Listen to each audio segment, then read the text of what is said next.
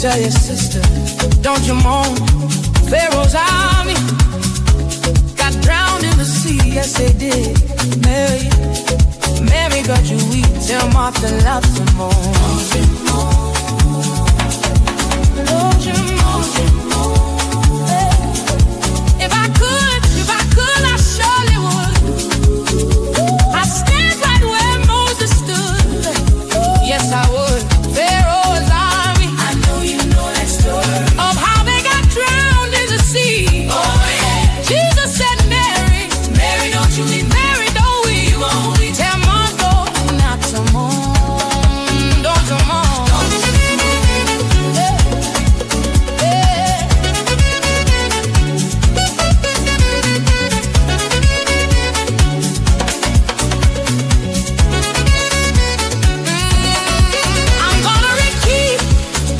Repeat the story to two sisters. Don't you know? One, Mary and Martha, they had a brother named Lazarus. One day while Jesus was away, yes he did, yes he did, yes he did. Their brother died, yeah. When Martha and Mary, she said, Master, my, Mary, don't you weep. Oh Lord, if you had been here, Mary, don't you weep. My brother would never die. Oh yes he did. Jesus said, come on and show me where you're from. Show me where you've been. Show me where you laid him down. And what he got there, Jesus cried with a little bit of you who don't believe. Who don't believe in me this evening. I want to call it out. Oh, yes, I am. Oh, yes, I am. Oh, yes, I am. He said, Lazarus, Lazarus, hear my voice. Lazarus, Lazarus, Lazarus. Oh, yes, he did. Oh, yes, he did. Jesus said, Mary, don't you weep. Mary, don't you come on. Don't you weep. Don't. What is going on, everybody? Welcome to the virtual sanctuary of the St. James Show. I am your host. I am the prelate of the Black church sector here on these YouTube streets. I am him, St. James. Will you do me a great big favor? Will you hit that subscribe button? If you are not a subscriber of the St. James Show, please hit the subscribe button and do hit the like button and turn your notifications on so you'll know each and every time I am live, because I can't even tell you when I'm going live. All right? I just go live. So make sure you share right now on all your social media websites. Let everybody know we're on. You can join Patreon and the exclusive YouTube membership. And throughout the night, if you would like to support the channel, $ Church Sector on CashApp and other ways to support the channel are right there at the bottom. So I appreciate each and every one of you coming through on tonight. Please hit that like button for me. What's up? Nicole is in the building. Thank you for being a member, Nicole. Shouting Gail is up in here. Good to see you. Sabrina is here. Gloria Taylor. Miss Candace is in the building. As always, the Bushes. Chantel. I appreciate you guys coming through. Sean Nathan is here. Sean Carter is here. Shy Rosin. Yeah, I was running on CP time tonight. Imagine that. Mike Moore and Jesse online. What's up, man? RHS is here. Let me set a goal tonight. I haven't put a goal on here. Let's go for the gusto today. Let's do 10. Let's do 10 $5 or more super chats, rather. Let's hit that goal. All right, we did it. Hope I did it right. It'll probably end in like 2 minutes. I probably forgot to set the timer or something like that. But I appreciate you guys always supporting the channel. What's up? Oh, I am on the West Coast. Yes, I am. What's up? I am Courtney is in the building. I am Courtney will be joining me in a little bit. All right.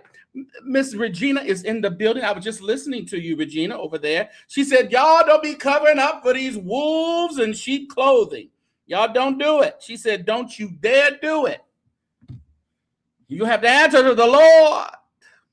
Make sure you go over there and check out. She is a busy woman. She keeps us entertained, you know, because people like myself and other content creators in the church sector can't go live every day, or we don't choose to go live every day. But I'm glad that they do that. We have somewhere that some people that we can watch, you know, on a regular basis, a few times a day if necessary. So we're good that I'm glad that she goes lives and give us the entertainment. She can go from the motivational speaking to, you know, reprimanding to the caring. She does it all over there at the Juice Radio and Talk. So make sure you go over there and check out what is up. Jay Eleazar, Joshua, I always get that wrong. Make sure you guys are following Joshua as well. He's over there still pushing out some good content. Make sure you go over there and support my brother there.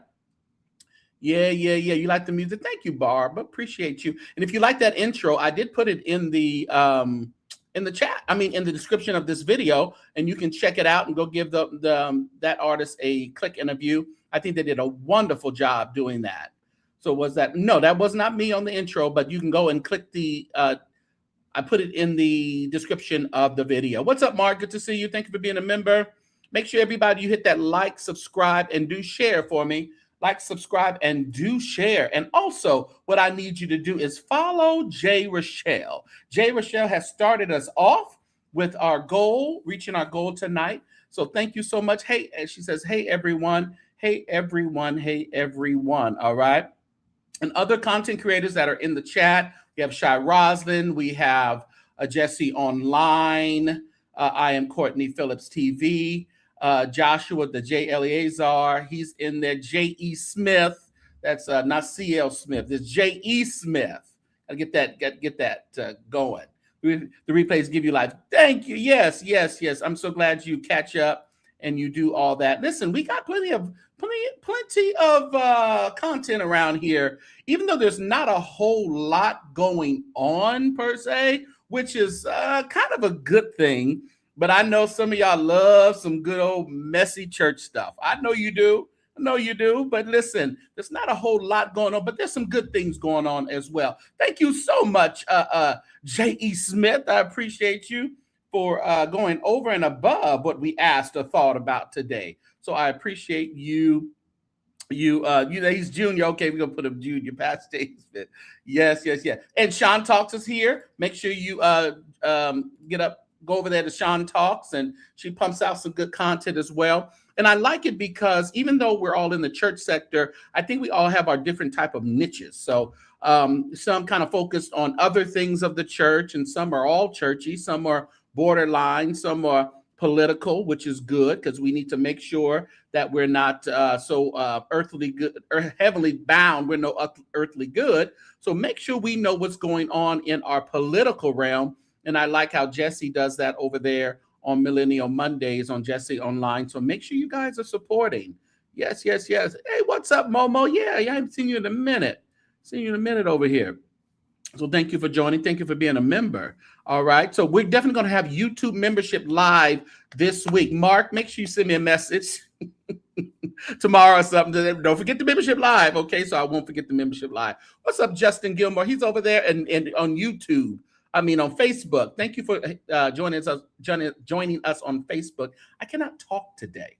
All right. I don't know what it is. I cannot talk today. Hit the like button on Facebook for me, Justin. Oh, you're over there in the storefront church over there.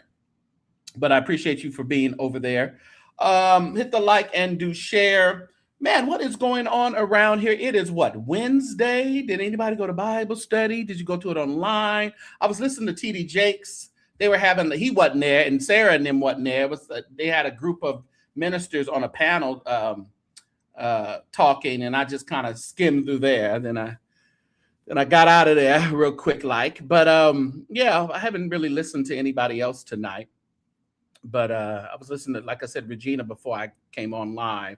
I was just getting some stuff together. That's why I was late. That's why I was late. You getting ready for it now? Oh, okay. You getting ready for your Bible study right now? All right.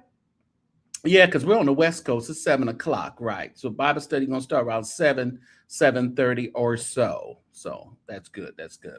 Any birthdays? Did anybody celebrate any birthdays this week or any anniversaries this week? Please put that in the chat. We would love to wish you well wishes. Thank you, Lady Scott. Thank you for helping us reach our goal on tonight. I appreciate your sacrifice. Yes, I do. Looks like we only need 7 more, and we reached our goal for the night. I appreciate those of you. I have to speak to this every now and then because I kind of forget, because a lot of you watch the replay and you support the channel with while you're watching the replay. You're sending Zelles, you're sending PayPals, Venmos, and also super chat, not super chat. Well, some people send super chats, but Cash Apps. And I really appreciate you even thinking about us while you're doing the replay. So that's you right now. Oh, that's a piece of lint. If that's you right now, think about joining and always hype up the video. There's a and it's no cost, I don't think, to hype the video up. And I think it just throws us in the algorithm. So if you're watching the replay and you see that hype button under there where the comments and things are, click on there. And that kind of puts us and throws us out there. So more people can take advantage of this wonderful content that we have over here at the St. James Show and the Black Church Sector. Okay, make sure you are subscribing to there as well. What is up, Kitten Heels? She came tiptoeing in here in her heels. Yes, she did. And make sure, everybody, if you are not in my text thread, make sure that you are texting St. James to 833-579-1937, and you will get a notification when I'm live and notifications for other things. So make sure that you are there. St. James, it is at 833-579-1937. So make sure you are part of my text family, all right? And we know my Patreon family. I just love my Patreon family. We will be in there. I was going to go in there actually, I might go in there after this. So, matter of fact, I am going to go in there after this because there's some things I don't want to talk about here tonight, but I'll talk about in Patreon, okay? Thank you for renewing your membership, Lady Scott. Appreciate you. Thank you, Momo. She said, putting my offering in the super chat basket, insert tambourine and wait. Thank you, thank you, thank you. I appreciate you. I appreciate you. Yes, I do. Let me like this. Make sure you guys hit the like button on our super chats, just to let everybody know we see you. It's always you don't give to be seen, but it's always good to be seen giving. So I appreciate those who have taken the time and are seen giving in the chat. We're looking at your support in the chat, and we appreciate you. Yes, I did. I emailed you back, babe. I did. What's up, CC? Good to see you. Pray Era is in the chat. Appreciate you for coming on through on tonight. Listen, let's get into it. We're going to talk about a few things on tonight. Before we do, make sure you have signed up to the AI Masterclass so you too can be abreast of what's going on in AI. The future isn't coming. It's already working for those who know how to use it. Today, I'm opening the doors to the next AI Masterclass. We've already learned simple AI, the kind that answers questions and follows commands. We've moved into partnership AI, where you speak to it and it speaks back, helping you think. But now we're stepping into the new frontier, agentic AI, the kind that doesn't just talk, it works. You'll learn how to command AI agents to work for you while you sleep, while you preach, while you build, the first Saturday of every month. Don't miss out. Reserve your space now. Your future is waiting. The next AI Masterclass will be held Saturday, June 6th from 10 a.m. to 4 p.m. Join us in person at 310 Riverside Drive in New York City, or participate live on Zoom from anywhere. To register, text Faith AI for Me to 55444 or call the Partner Care Line at 888-831-0434. Reserve your place today. Make sure you reserve your place today in the AI class with Zoe Ministries and Bishop Jordan, so that you want to be there. You definitely want to be there. Thank you so much, Kamai Philippots. I always have to look at their name for your gifts over there, and also Cece. Thank you for your gifts. I can see them on my phone. I can't see them on StreamYard, but I can see them on my phone. So thank you so much. We appreciate the gifts, even while we're on StreamYard. I like that. I like they changed it so we can do that. Listen, let's talk about a few good things on tonight. Kind of going back, I kind of posted some of this stuff earlier in the week, so I wanted to come on and kind of expound on it and talk about a few things that is going on. Listen, Hezekiah Walker is doing a great thing over there in Brooklyn. He tells the story on how he had this land and he was to build a new church for his church Love Fellowship. But, then he started thinking and started praying, is there really a necessity for a new edifice around these parts? Are people going to church like they used to go to church in the 80s and the 90s and the early 2000s? Are people really going to church like that anymore? The unfortunate answer to that is no. People are not going to church as much as they were. I remember growing up, and I've told it many a times, and many of you have the same testimony, where you went to church all the time, all week long. But that just doesn't happen much. A lot of what goes on in most churches is on Sunday morning. You may have a rehearsal. You may even do Bible study. A lot of people aren't even going to church for Bible study anymore. They're doing their Bible studies online. So why are we building great cathedrals, large and small? There is absolutely no logical reason for that to be going on. Yeah. So what Hezekiah Walker said, you know what? I have this land. Yes, I can build another church, but why in the world would I want to do that? But what he did, everybody, and which was great, he built this wonderful apartment building, Hez House Apartments, there in Brooklyn. I tell you, this is a great thing for the church, for the community. You don't need another sanctuary. All we need is this right here. More homes for the underprivileged, and not always the underprivileged, because everybody, people are making $90,000 in some cities and are considered underprivileged. If you make $90,000 in San Francisco, you are still scratching and surviving. So it's going to take things like this to house normal people who are working every day, people who have families, people who are going to church and doing the Lord's work, but are a little bit, low when it comes to home ownership, when it comes to living in a wonderful space. So what Hezekiah Walker said, we don't need a new church. We absolutely don't need a new church. What we need is some housing for the members and for the community. Regular middle class people need some housing. Regular middle class. This isn't something that, people that are homeless or what they call them, what's the new word? House disadvantaged. There's a new word for homeless. Yeah. It's great and wise. And the facts are, this is what the church is supposed to do. The church is not supposed to just sit and collect cash.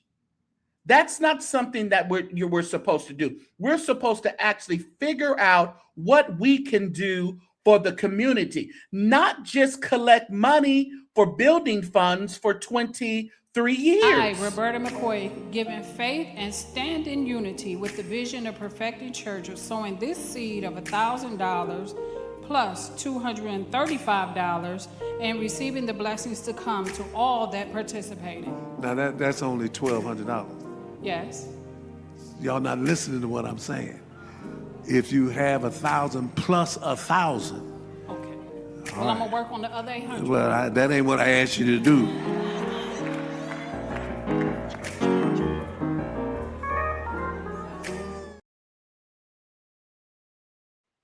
And then we have things like this, where we're collecting and collecting and collecting and collecting, like Marvin Winans in Detroit, to build Never Never Land. And which absolutely makes no sense. All that land, they later on, after, we were talking about it, went to the city of Detroit and said, I think we want to build some housing on the land. You think? You think? What's up, Sparkles? Housing insecurity. Yes, housing, that's what it was. Housing, but it was unhoused as well, but it's housing insecurity. That's what I was looking for.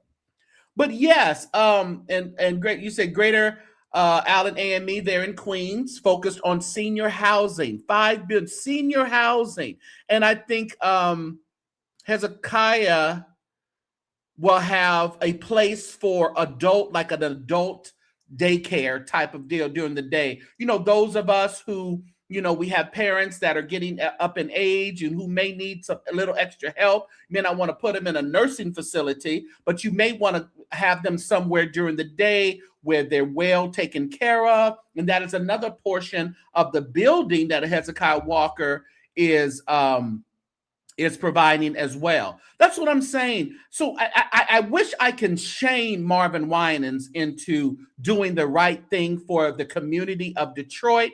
But unfortunately, I think his ego is too big and he refuses and he says, to come down off that wall. But I praise God for people who are wise, for pastors and leaders who are wise enough to say, listen, we can shout and dance and get together anywhere. But the majority of the time during the week, people need a wonderful, safe, clean place to live. What's up, Pastor Prim? And that's what the smart pastors are doing. And I'm not calling Marvin Winans dumb, but what I'm saying, it's just not wise. I don't think it's wise to continue to build this building. Now, let's see here. Let's pull up and see what the Winans in Detroit, what Pastor Winans in Detroit has been doing this past week or so over there in Detroit. Where is it at? I know I have it. That's the woman chewing gum. That's Brian Kahn yelling. Is this it? I don't know if this is it. I think this is it. Let me see. Is it? Whoever told you? No, that's not it. Huh. Let me see recent. We had kind of an update on that. I think I put it somewhere and I don't. Thank you, Princess, for that super chat. Let me see. Well, let's play this. Let's play this. Hit the like button for me, everybody. Hey, Detroit, I'm at another situation. I done had hundreds of my black brothers and sisters calling me saying the city ain't treating them right, opening up their businesses. We need this, we need parking, we need zoning, we need all this stuff. Listen up, Detroit. You got to treat the people right. This building behind me has been getting developed for 30 years, over 30 years. It's nowhere in the world that you can treat. Now, here's a little over, exaggerating there. It's been about 23, 24. Us are different than you can treat these people behind me. My phone is constantly ringing like, Mike, they treating us so bad we can't even open up a building. Go down 6 Mile, go down 7 Mile, go down Van Dyke, all them closed storefronts. They want to be open, but our department heads in the city is not letting us open. But this building behind me been sitting up here for 30 years almost. 30 years. We got to do something. Come on, we are not joking in 2026, Detroit. 2026 is different. I'm fighting with y'all, so y'all fight with me. Let's go, Detroit. Yeah, he rounded up there, the bushes. But it still stands. You see the building in the background? That's been there for I don't know how long. Listen, we have to continue to tell the stories of the Hezekiah Walkers and others that are doing what they need to do as a church. And thank you so much, Prince. She said, Prince, she says, tithes and offerings at work. I love this. And that's what it is. If we want to give, people who want to give and know the principles of giving, we still want to give, because we believe in the principles, but we also want to give because we believe in what we're giving to. That's important as well. So it's just not about the principles. The principles are going to be there. If you apply them, that's great. And once they leave your hand in the right spirit, then you're automatically blessed. But we also want to say, you know what? I just don't want to be blessed from my giving. I want other people to be blessed from my giving. So I want to make sure I'm giving to the right, organization, the right church, the right nonprofit. That's what we need to do. So, Marvin Winans is over there, building Never Never Land. And it took Hezekiah Walker 6 years. Now, he said he didn't have any background on real estate. So he had to rely on people in his church and out of his church to create this Hez House apartments. But he said he did it. With the help of the Lord, he was able to do it. Now, look at this. Look at this. So I believe 200 and something, 290, I don't know, somewhere around there, over 200 or so. Is this the larger one? Because one I'm going to talk about is three something. But anyway, a large amount of people are going to be able to have wonderful living quarters. Listen, and these houses are probably going to be, these apartments are going to probably be better than some of the ones people have had in the past. So we want to make sure that we are always supporting, and by you even supporting the music of Hezekiah Walker, make sure you're downloading his stuff. Make sure you're putting it on a loop, put it in your playlist, because you want to make sure that we're doing our part to support those who are really making a difference in the kingdom of God and in their community. All this other stuff, that stuff that Marvin Winans is doing, listen, they can collect all the money they want. They can open the doors, and I think it's about 100 days or less right now that they're supposed to be opening the doors. I think it's like August 22nd or something like that. That's when the sanctuary is supposed to be open. Listen, the sanctuary can be open, but still, they don't even have the people to fill up that sanctuary there. They need to do something over there in Nevada. That's what they need to do. They're not doing anything with that school that hasn't been Marvin Winans music and art school or whatever. That's been shut down. That can be turned into something. Turn those into some lofts or something like that. There is always something that can be done if you have the land, okay? Hezekiah Walker had the land. He said, no, I'm not going to. The city wanted to come in and buy it, just like they want to buy it back from Marvin Winans. But the city wanted to buy it back, buy it from Hezekiah. He said, no, we're not going to do that either. We are going to do something with it. So That is a great, great, great thing that you said. That's what you're supposed to do. You seek out, seek out the experts. We're not, who's claiming to be an expert on everything? Just because you don't know something doesn't mean you'll never know it. Just get the knowledge, get the information. God will send people your way that will lead and guide you in all truth, okay? As the Bible says, that's what the Bible does. He will lead and guide you to people who can, I'm sure Hezekiah Walker dealt with some knuckleheads or some people that he had to probably cut ties with in that whole 6-year period. That's just the bumps in the road that you need, that sharpens you up for the next task. Imagine this. He has this building. Now he has the knowledge to say, listen, let's continue this thing. Let's get some more housing, because housing is always going to be an issue. Prices go up, up, up, up. That means people don't make that much money to afford a lot of these homes. So, and I'm in the real estate business, so I know how the prices are going up, up, up every day, pretty much. We're always looking at the finance rates. That kind of tells us how our business is going to go. Are the rates going to be too high for people to buy? Or are they going to be lower? So everything is like this when it comes to housing. So if we can get some stability and get some housing that is not so expensive, that is the church's job. So kudos, hand claps in the chat. Let's put some emoji hand claps in the chat for Hezekiah Walker, as we are applauding him on tonight for his efforts for the area of Brooklyn, New York.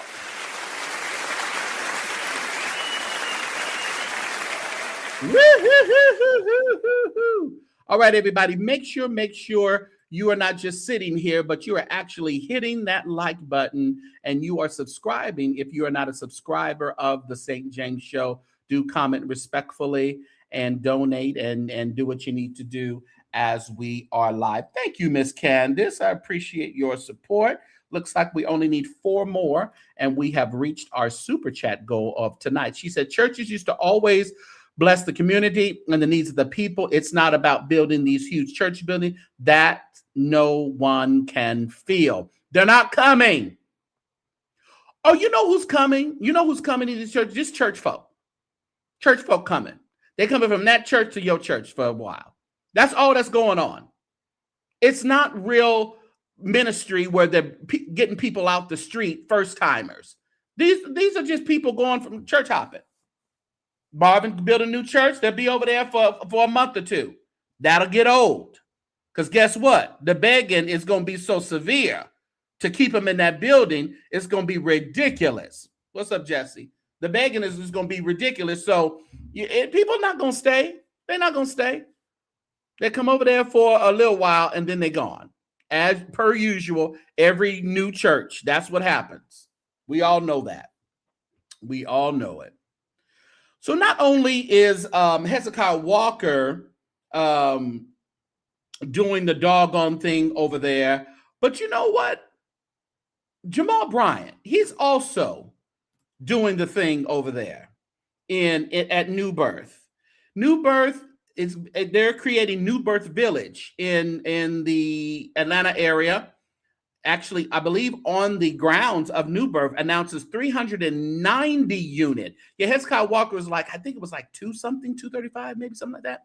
But Jamal Bryant is building the 390 unit housing initiative there in, I guess it's Decatur. I guess that's where his deal is, in Decatur or what have you. But we are so impressed with that as well. Let's see what it says. All right, so it says, I don't want to read that far away. Can't read that far away. It's let me put this up. The church is contributing approximately 35 acres from its campus, so it's right there on the campus of New Birth. Pre-developed investment in infrastructure support alongside development and partners. So 35 acres. That's what I'm saying. They already have the land. Do it. What is this one here? What is that one? At its core, this is about turning renters into owners, creating a realistic and attainable entry point into home ownership. Listen, this is great. This is absolutely great. And they said, who's it for? It is designed for families priced out of home ownership. The initiative aims to serve first-time home buyers, teachers, nurses, public safety workers, seniors, young professionals, grandparents raising grandchildren. And I know we all know an elderly person who has the responsibility of raising her grandchildren. So this is absolutely great. Let me see. They said, let me go back here. What is New Birth Village? A transformational development designed to help Black families build generational wealth. Under the leadership of Pastor Jamal Bryant, New Birth Village is expected to bring more than 390 homes, a faith-centered public-private partnership model, affordable housing opportunities in the Atlanta region. Thank you, VL Baker, for those jewels, those gifts over there. I just saw those. Yes. And what did Jamal say?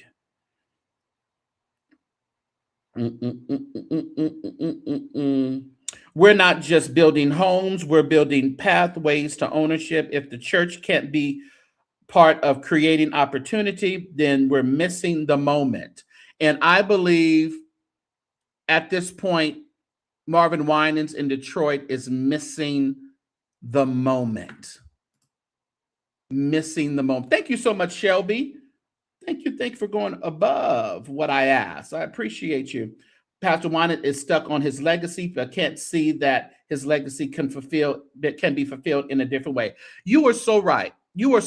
It's even though all the money has been collected, if it is still steered in the right way, homes for the community, adult daycare, regular daycare for children. I mean, I think the church would still say, oh, okay, I put a lot of money into it, but still, it looks like it's still going to a great spot.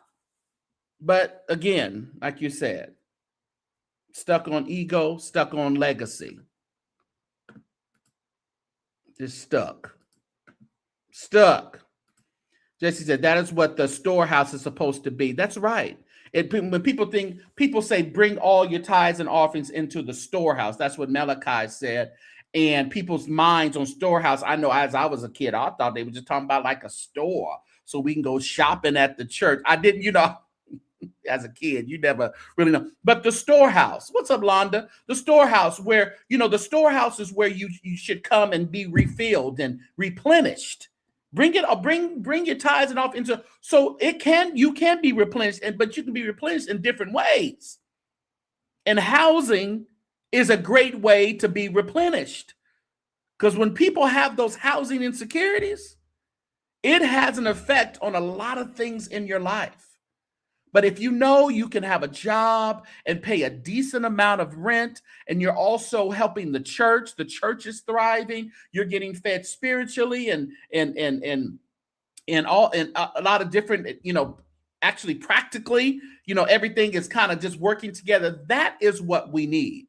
That is exactly what we need. So we are definitely applauding Jamal Bryant.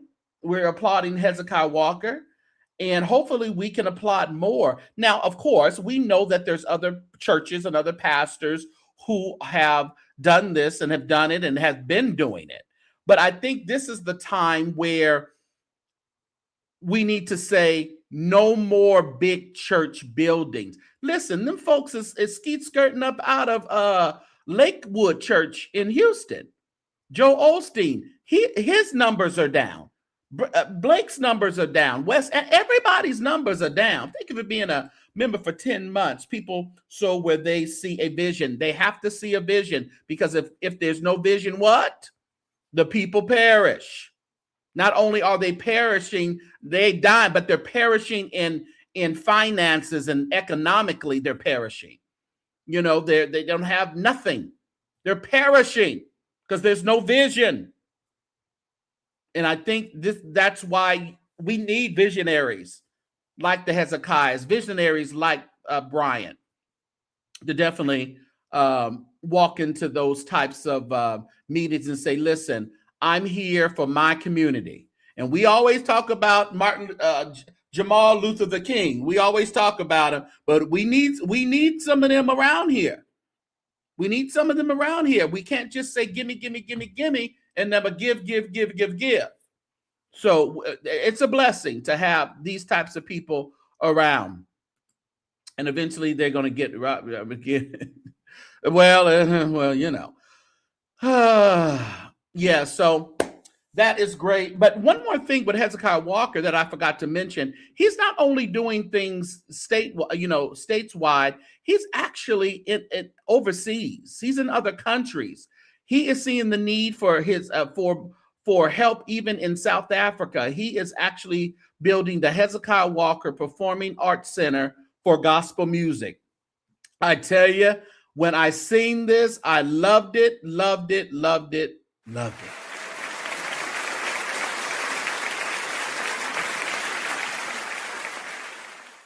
So much talent. We all get our beats and our talent and our stuff from Africa. There's so many talented people there, and he is actually building this performing arts center in South Africa.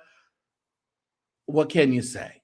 What can you say? And at least he's not just doing it in South Africa, but he's actually building and helping here. It's like other people who want to go to other countries and buy land and do other things, but they ain't bought nothing here worth anything for anybody.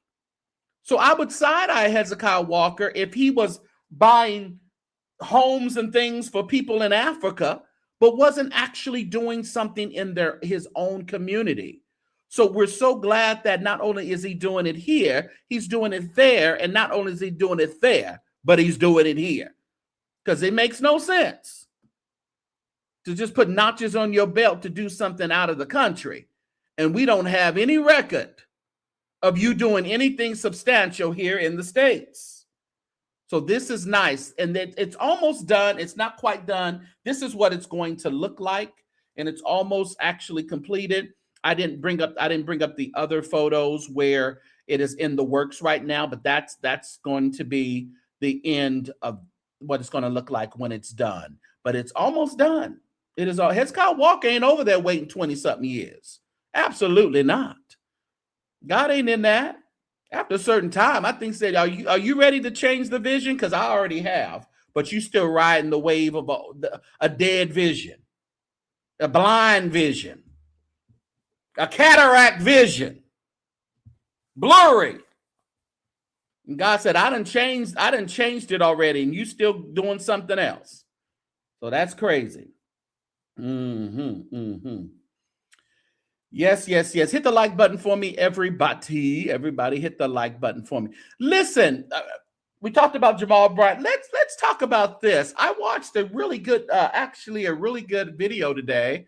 And if you're at Isaac Curry's Patreon, you can watch it before it drops on YouTube. It's going to drop tomorrow on YouTube. He did a interview with Kerri Bryant, and Kerri Bryant, let me say I can say this. We talked about her earlier this week when we mentioned Labor Sapp. And we were saying, I was saying how, I just see something different and genuine in Kerri Bryant that I don't see in Labor Sapp. Not saying that anything's wrong with the Labor Sapp, but when you are presenting and when you're on stages, I mean, you leave yourself open for people to connect with you. And it's not about clothing. It's not about what you look like. It's really about the spirit and the heart and how it really exudes out of you to connect with the people that you're speaking with. When I listened to this interview, I really enjoyed And it really made me feel a little bit more as to why I say she's a genuine person. Thank you so much, RHS. I appreciate you. We only need 2 more, and it's going to rain in the sanctuary. It's going to rain in the sanctuary. I know you didn't say that. Shut up, Jesse. But when you see this tomorrow, I think you would appreciate the ministry of Kerri Bryant even a little bit more. I'm just going to tell you the truth. It was informative. She kind of went back into her early years and how she got acclimated in church and how she moved to Atlanta, how she met Jamal Bryant. So it was a really good interview. So it'll drop probably in the morning. So make sure if you're on his Patreon, you can already see it. I slipped in there and saw it today, and I think it's really, really good. And we started to talk about, she does talk about the dress. So she'll talk about the dress and her thoughts on that. And I think they were really, really good. So you're going to enjoy the interview. But I think what I took away from the interview is let's, calm down on the expectations of what we see a first lady needs to be. I think a first lady can be still elegant, can still be wise, can still be, what we love, that Lady May, that Louise Patterson. I think that can still be achieved through these new age type first ladies. But I think the expectation of a Louise or a Lady May is a little ridiculous in these day and times. Because we're dealing with people that are totally different than what they dealt with. We're dealing with pastors who are totally different than what they dealt with back then. These are different times. But I like the fact that she's who she is. She's unapologetically Kerri. And she is supported. She's supported by her husband, which is a big deal. And let me tell you, I think Courtney used to always say it that, we don't know that she really smarts. She got the smarts. She really is. And I'm convinced that she has the smarts. Courtney, you want to come up? You can come on up, Courtney, if you're in the background. Appreciate you. Marvin Sapp's wife made me have her newfound respect for that.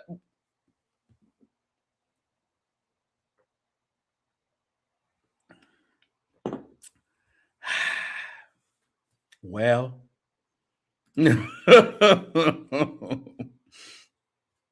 some of the first ladies are more educated. Yeah.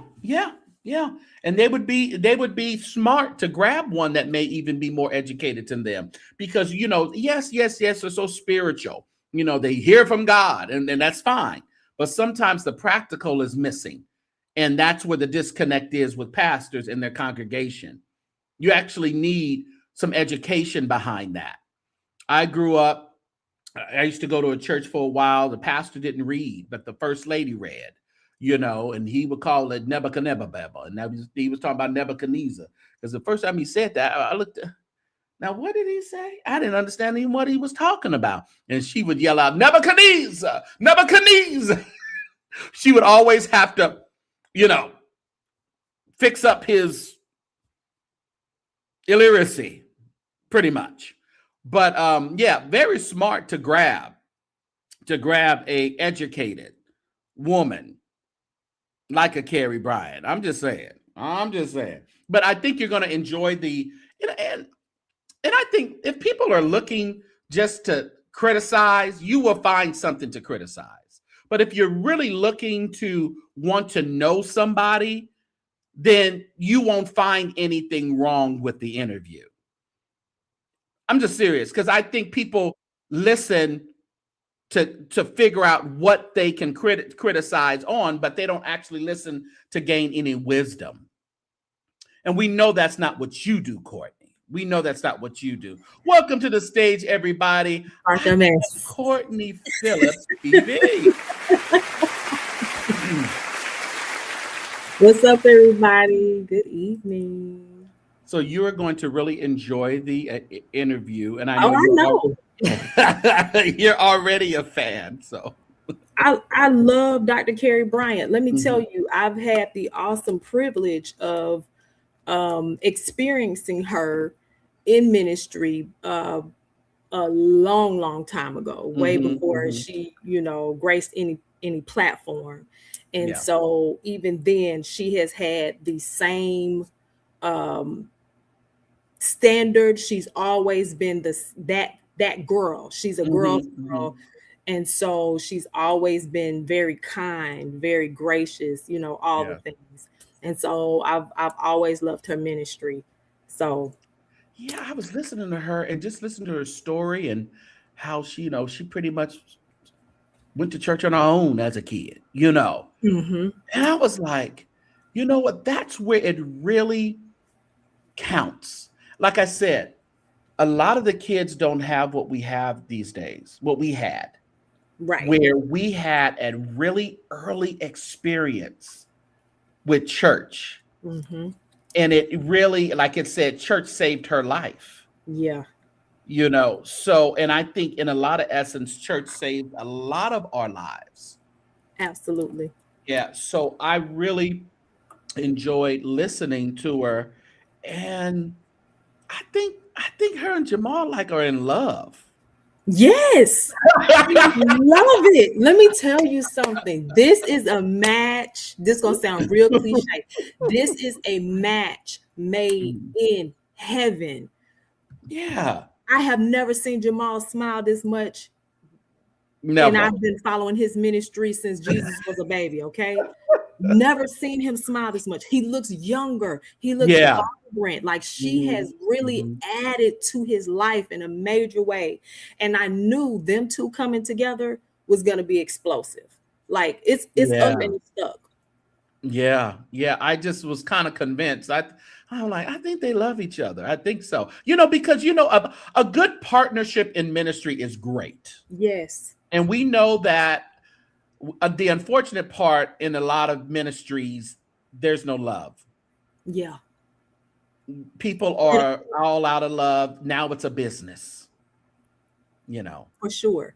And they have the total package. And RHS 14 said They it best. actually They like each actually like each and that's other. important. That's important. They like each other behind the Yeah. scenes. They are Yeah. friends. It's all encompassing with them. And you can Mhm. just tell they exude it. You can Yeah. tell that they're not faking it. You can tell that it's not just a business deal Yeah. or it's not just for the sake of imagery, but they Mhm, are mhm. actually purpose partners.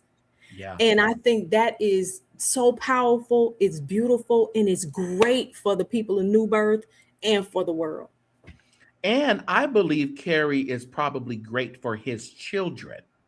Even Yes, the children that are not visible to us. yes, Because I yes. don't think she would sit back and allow him No, not no, to be a really lead force in all of his children's no. lives. She's that girl. Now she She is probably the ain't mama gonna bear. be dumb and let some baby mama just run up No, everything. Dumb. absolutely not. Absolutely not. Yeah, But yeah. she's gonna make sure well, first of all, I think that Jamal has matured tremendously. And I Mhm. think that he's going to ensure that his business is taken care of without her having to say, all right, now, is Yeah. that baby taken care of over here? Right, What's going right. on Yeah. over there? Mhm, So I mhm. think that he's going to ensure that she's not going to have to deal with the Yeah. remnants of unfinished business. Yeah, because it affects her now. Yeah. In a certain way. It makes us say just like in the beginning. Is she?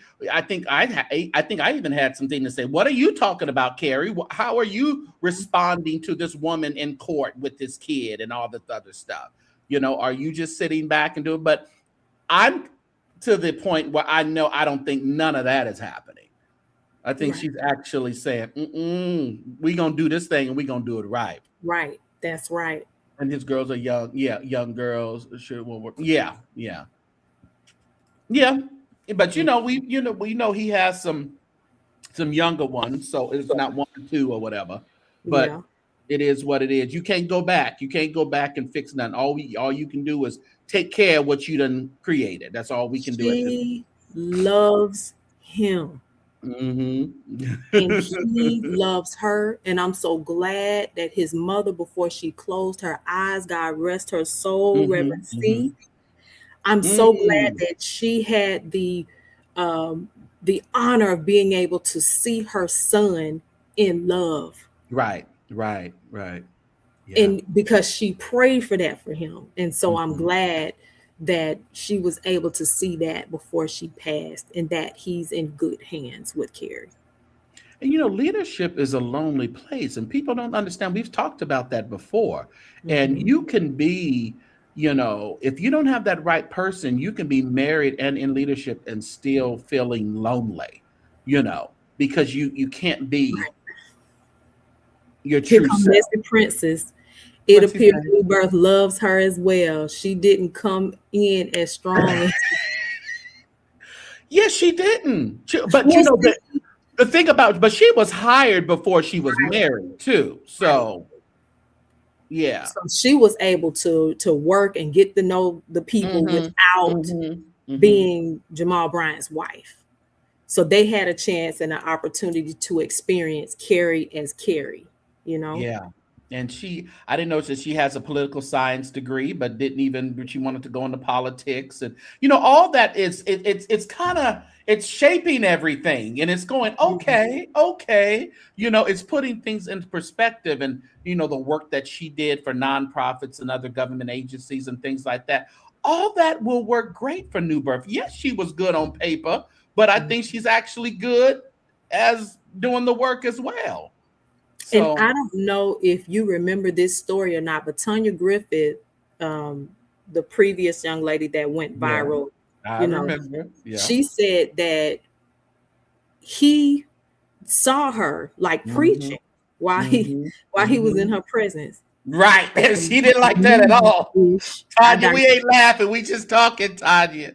Right. We love you, girl. Because she said he would look over her shoulder and he'll be watching Kerri's videos. Right, of her preaching. And the fact that he's a man and he was impressed, for lack of a better term, with just her speaking, because y'all not too fond of us preaching. I didn't come to start no mess. It gotta be it just gotta be right. It just gotta be right. Yeah. But Kerri is all encompassing. She has that authentic nature where everyone, regardless of your age, can relate to her. Yeah. So, and I hope that the past relationships have given this relationship a chance. People, Courtney, people just don't work out. People just don't work out, right? You can have every good intention. You can have I've had some good days. You can have all of that, but it just doesn't work out. So I'm hoping that, like Tanya Griffin, because I know she was on it. She was on it for a while. She told her, I think she did a whole dissertation or something on Jamal. I think that's what she said. But I hope that now people can kind of let them live a happy life. I think people have let them live. I think people have let them live. Yeah. No one's out here saying anything that I've heard. I think that people are letting them live. I think. Yeah, have you heard anything? I haven't heard anything lately, but you know how things come up, and it'll be easy like Sunday morning, and all of a sudden somebody pops up with something, or his baby mama want to go back to court, and that's a whole nother. But let me tell you this. But let me say this. The reason why no one can come out and say anything about Jamal is because he is keeping his nose clean. Oh, that's good. He has been transparent and forthright with Kerri. So he has nothing to hide. I don't think he didn't get a dumb one though. He didn't get one sitting by the banks of the Jordan just watching the train. He didn't get a dumb one. No, he didn't. But by the same token, out of his love and respect for her, he ensures that she doesn't have to go through that because she kind of already experienced it on the front end. Yeah, because she has one or two kids. Sure he's straight. She has one or two. What? Children, Kerri. Kerri has 0. I thought she had a. No, Kerri does not have any children. She doesn't want any children. Oh, okay. Yeah, she doesn't have it. But I mean, as far as the virality, being viral, going viral for something that Jamal has done, he's ensuring out of his love and respect for her that they do not have to deal with any of his previous folly again. Yeah. He's done the work. Okay. And that's good. And it took him what? He's 54? It took him a little while. But and that's fine. Yeah. I mean, he didn't find his person. Once he found his person, he hunkered down and did what was necessary to ensure that he could keep his person. Imagine that you, Courtney, are somebody's person. Imagine that. Oh, you have the means to get somebody right and in order. That's amazing. That's amazing. I mean, everybody needs that one person that can do it. I don't know how ratchet we can get. There's always that one. It's always that one. Yolanda believes me. She's with me. there is always that one person. That when you feel like you locked in, you'll do whatever it takes.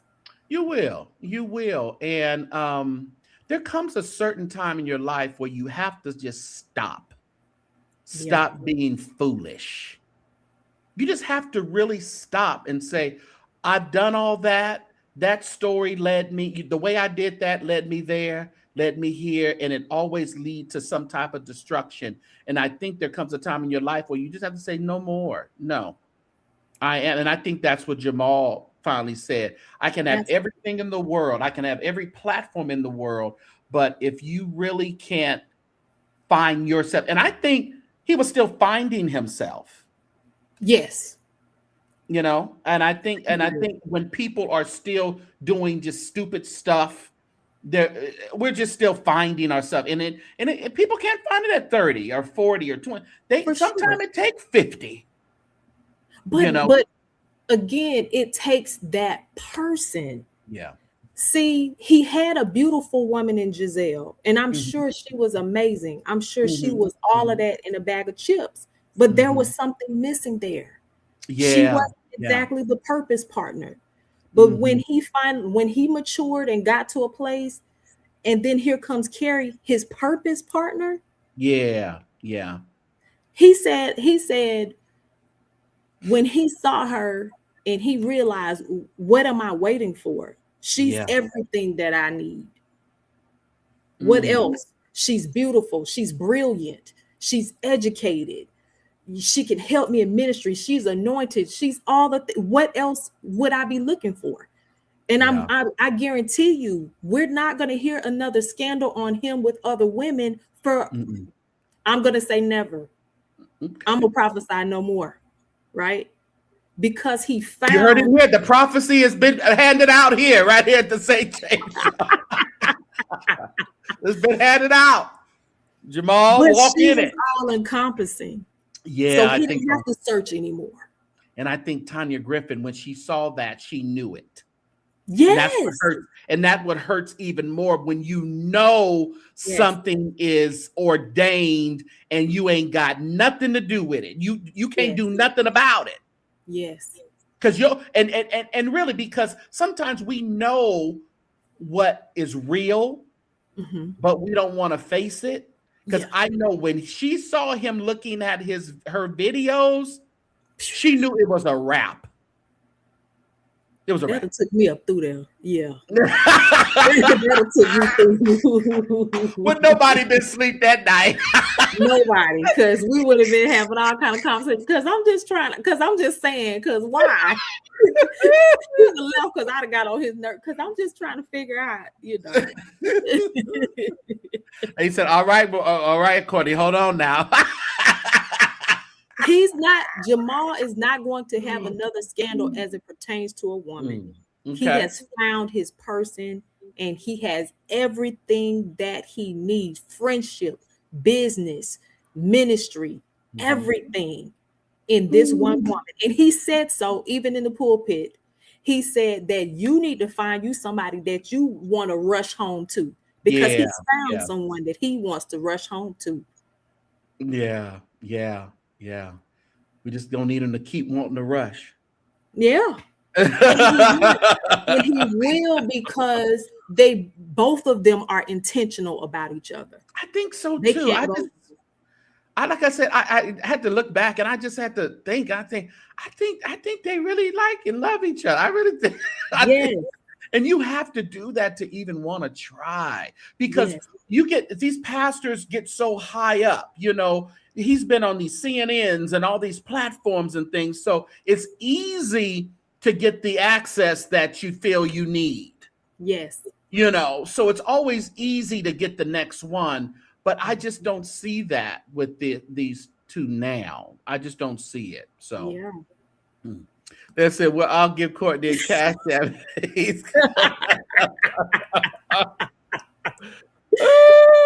But yeah, I love them, and I'm so grateful that they have aligned with each other, and now they're aligned with their purpose, and they are unstoppable. Let me say this: Jamal was great by himself, right? Kerri was powerful by herself. Yeah. But they are a force when they're together. Look at him. Let's go back to the story you did about the housing he's about to do. He could not have unleashed that without her. And when I heard the interview today, she was all up in there. We know she was all up in this new project. Yeah. Now, she may not have been the face. They may have been pillow talking, and he may have already. Let me say this about Jamal, because I wrote down some notes. Right? Okay. All right. Because I didn't want to forget anything. You know how I am. Yeah. Jamal has always been extremely progressive. Always. Yeah. He's always been ahead of the game. Always, right? So I'm sure that prior to her, he probably had this vision and all the things, but it's something about when you connect with your purpose partner, it's nothing like connecting with that purpose partner that will unlock that next level that you need. And I think that's what happened. So the housing was able to come, even though he probably already had the vision. Once he locked in with his purpose partner. Yeah. And when she started talking about her history, her education and her experience, that history that she has, I see this. Yeah, I see this. You know. Oh man, so I'm glad.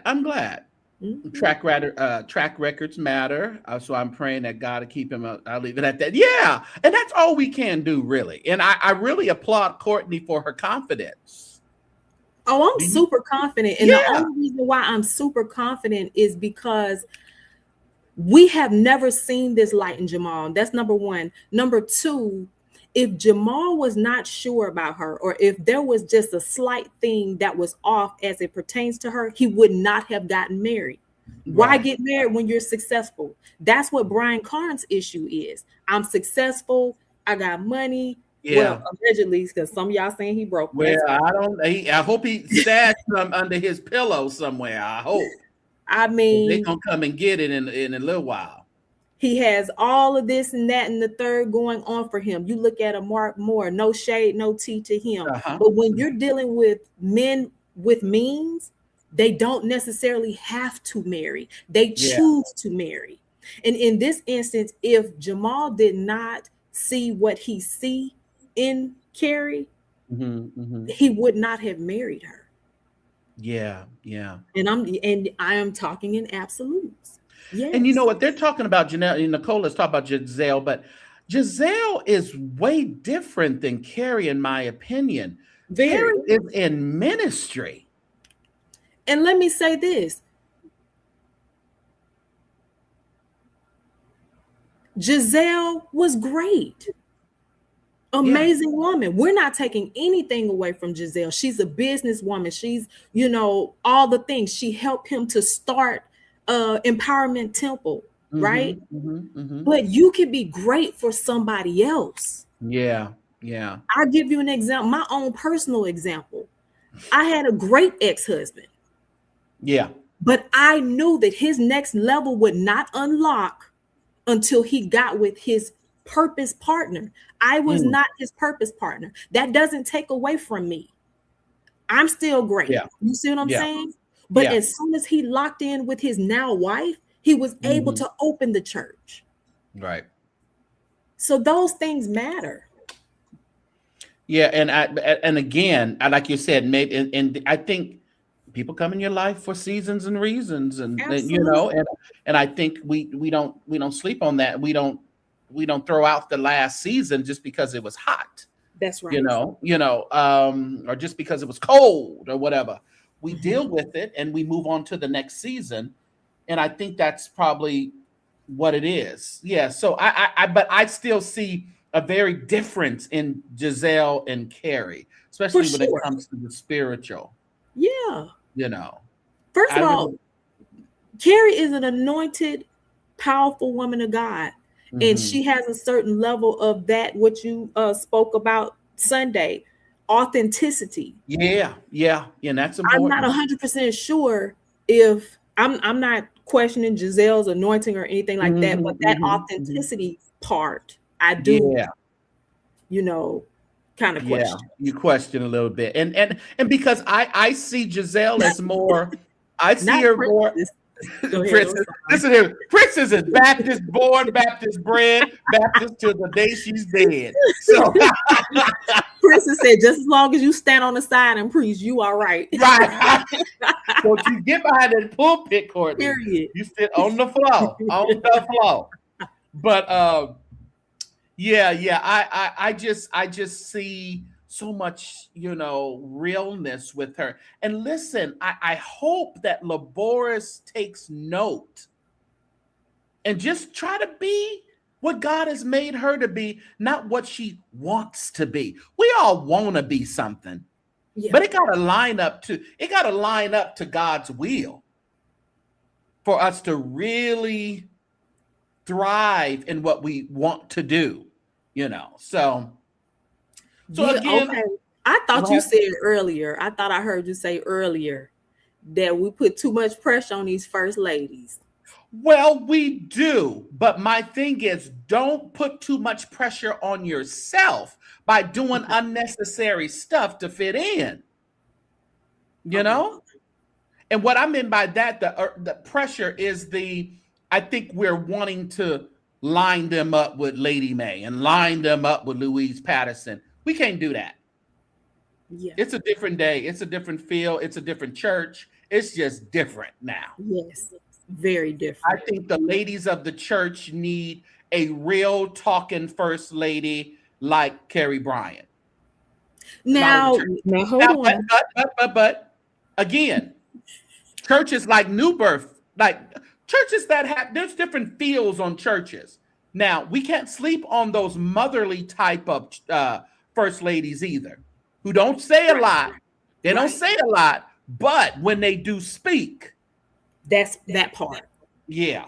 So, like for instance, Pastor Blake's wife. Yes. Very anointed. Continue on. Powerful speech giver. Powerful orator. Yes. But but when she speaks, because she doesn't speak often, right? No. They listen. They listen, So yeah. you do need that. But then, do. there's also, let me say this about Dr. Laboris. There is room for her. Mm-hmm. There, I don't want to throw her out. I think there is. Y'all, I think sometimes y'all throw the baby out with the bath. Deandra Blake, but go ahead. Thank you. Wait a minute. And Lady Janine. And you know what? Go see what would you say now? I was talking good to now you're going too far. Now you're going too far. Mm-hmm. But Laboris, I believe that she has a genuine heart for ministry. And I think that as she grows in grace, like you said Sunday, she will grow into this thing.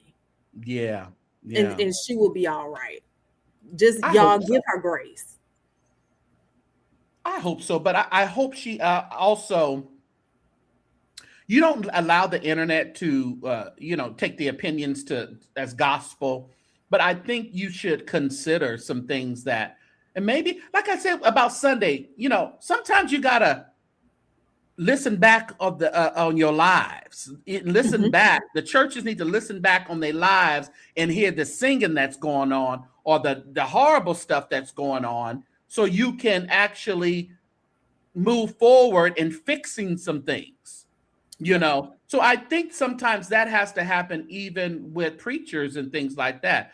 I don't know, but if she does, I don't know. And like I said, this is my opinion. A lot of people think there's nothing wrong with anything that she does or she says, and they were rooting her on for clapping back about the helicopter and stuff. So my Facebook be lit up, they be lit up. Some is against us, some are for. So that comes, but I still think there ought to be a way where you can actually listen and take heed to some things that people say. And let me say this: everybody can't be Kerri. Kerri is going to be Kerri because she's great at being Kerri. Yeah. Laboris needs to be Laboris. Laboris can't be Kerri. And so I think with this new wave of first ladies coming in, it is essential, it's vital, and it's important to do the work in advance, to really have your own identity and to really know who you are. Because once you hit that platform, it's a struggle. You're going to be pulling from everywhere trying to make sure that you have sufficient. So you want to make sure that you know who you are. And I think that Kerri has done the work behind the scenes. And I think she's a good model. And they're gonna get me. She's a good model of a modern day first lady. Even though no one said, she even said she don't want to be nobody's first lady. That wasn't her option, and she wasn't searching for that. Being nobody's first lady. But I think she kind of navigates a good. I don't know how she is with the people directly. I don't know. I don't go to New She's Birth. Great. Okay. I can figure that, but and I only base this off of personal experience. She really genuinely loves the people of New Birth, and she loves people in general. And you can tell, wherever she is, she's warm, she's inviting, she's all the things. And I think that you want to call her a model, and that's commendable, but we can't do that to her because everyone has to show up as themselves and what the culture of that house needs. Well, I will say this. How about we say she's a model of authenticity, that she's a model of someone who can be authentically them and allow it to work for her and work for the ministry that she's heading. Let's just say that. Because I think she's still a model, in my opinion, of being her and allowing that to be so genuine that it is connecting with the people that she's over. Yeah. So just the authenticity piece. My concern is that, again, thank you so much, Unpadded Pew. I need grace. That my concern is that For example, grace too. You got to give that grace to Courtney. But go ahead. Amen. Praise God. But I've extended grace. I digress. That's good. That's good. That's good. But no, but so let's go back to Dr. Labors. So here we are. She's supposed to be giving the announcement about the women meeting. And we find out that she's rented the helicopter. Yeah. All in the name of keeping it real. Yeah. And I did feel like that was kind of a model from Dr. Kerri. No shade. Love you, girl. Yeah. And that wasn't, no, we don't need that right now. Like you got to warm up. Yeah. Get the lay of the land. Like I keep saying, define the culture and you integrate yourself into the culture. Yeah. Don't make the culture have to fit into you because Chosen Vessel already has a culture. But even at that time, Chosen Vessel was already experiencing so many hits. They had the Myron Williams hit, when him leaving. Then they had the praise and worship leader hit. They had just fired her and other members recording stuff, and the bloggers are playing the record. It was just so much going on. It wasn't, in my opinion, the right time to do any clapback. That was a time just to love on the people. Right. And turn off the internet for a minute. So that's where sometimes I feel like that's when you pull on a Lady Mae Blake. So I just think that, again, we can take from her authenticity, but we have to know that there's a time for that. Yeah. And we have to discern the time. And I don't think that, unfortunately, love you down, Dr. L. It wasn't the time. Yeah. We'll see. And it's not, and here's another thing. Again, Kerri already had a relationship with the people of New Birth. Yeah. So she came through the door. She had to warm up first. Yeah. And like she said, he didn't bring her. People saying he brought her from Baltimore. She said she ain't been to no Baltimore. She wasn't from no Baltimore. She was already in Atlanta going to school. Yep. Yeah. She sure was. So that's, hey, I'm not a first lady, but in my opinion, in my humble opinion, I just think that you just have to, if you're coming into a situation and you're not founding a situation, because if you're founding a situation, then you develop the culture. Yeah. If you're coming into a situation, then you really have to be mindful of the culture that's already there and then get in where you fit in, still being yourself. But sometimes you got to scale it back just a little bit until you get relationship. Right. And not to say she don't have a relationship. Yeah, but my thing is, they said they were knowing each other since 16 years. I don't know if she was going to the church for a while or not. I don't know. Yeah, I don't know. No, she said Kerri is... She's from Nevada. Yeah, Vegas. Yeah, I was like, that. Now that took me for a loop. I was like, she's from Las Vegas? No, she's from Vegas. She's from Vegas. She's from Nevada. Yeah, that was wild to me. I was like, I didn't expect that. She looked like a nice Southern girl, from Well, somewhere. She had been in Atlanta for a very, very long time. So yeah. But when she said Las Vegas, that just threw me. I was like, oh wow, okay. Good things do come from Vegas. Right? Well, I'm here in the West Coast. Right. Good things do come out of Fresno, right? Good things come out of Fresno. That's right. So yeah. Well, let's move on. Well, go ahead. Yeah, I was gonna move on. Go ahead. Oh, okay. So I wanted to get your opinion on something tonight, but before we get there, let's hear a little bit of this. Haven't you tried him? Hasn't he done enough for you? A says he's Alpha. B, bright and morning star. C, Calvary's hero. D, day spring from on high. E, Everlasting light. F, first fruits of them that sleep. High and lifted up, immortal and invincible. Joy of my salvation. K is the King of Kings. M is Messiah. He's always near. Oh, he's omniscient and omnipresent. P, he's the Prince of Peace. Q, he's got quickening power. He's a rock in a weary land. Shelter in a time of storm. True vine. Unchanging love. Victory over death, hell, and the grave. Wash your sin away. His yoke is easy. He's the Zion of my life. But that ain't all. I got to go to Wheel of Fortune and borrow me a vowel. Daddy, can I get an E so I can get an X?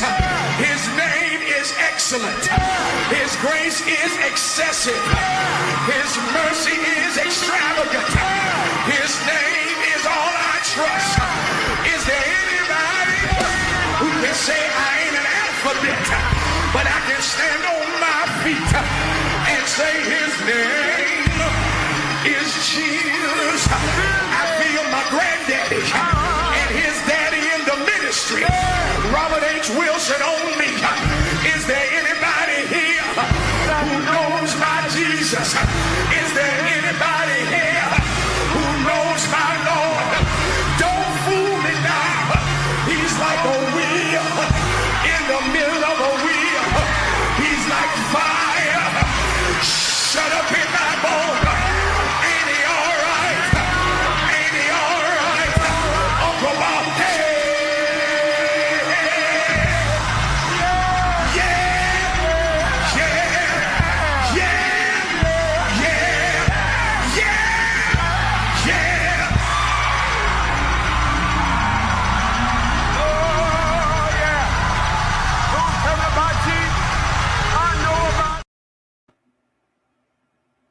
Somebody go get Princess off the floor. Right. They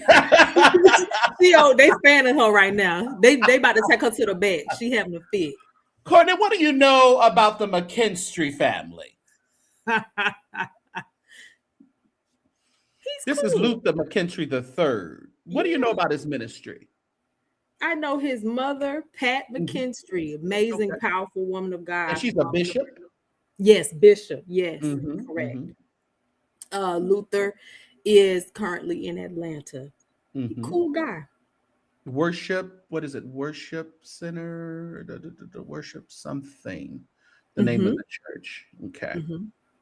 So what's been circulating around is some book from an ex-member. Are you familiar with that? The book? He just wrote a book. Well, he just wrote a book, and we'll talk about that in a minute. Okay. But there's been a book floating around of a lady who used to go to the church, and she's saying that she used to have a relationship with Pastor McKinstry. I'm sure. McKinstry. Yeah. And he's single man, right? Yes. Yeah. Been single for a while. And in this so-called book, it's more of a pamphlet book. I don't know what it is. Kind of weird to me. But it's really a pamphlet. But it's really AI-ish, and I think the name is not the truth. They're hiding behind a real name.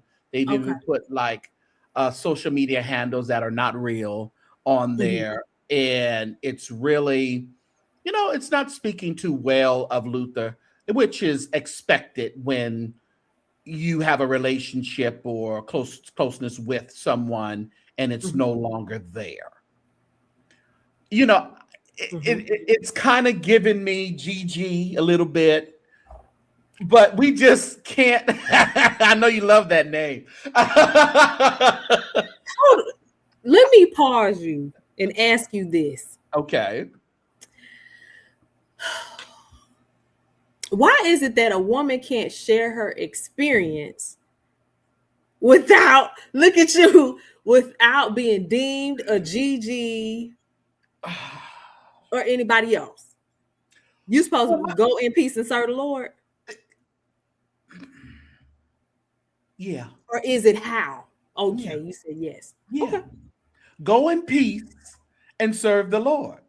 All right. because it just grieves me when everything is good when it's good, and it's a record that I'm gonna keep on playing, and everything is just good when it's good. And on the flip side of that, I was reading this pamphlet, and she was kind of describing some things like, everything, all of our conversations always led back to the church. Honey, you was going with a pastor. Period. It always goes back to the church. What's the grievance, though?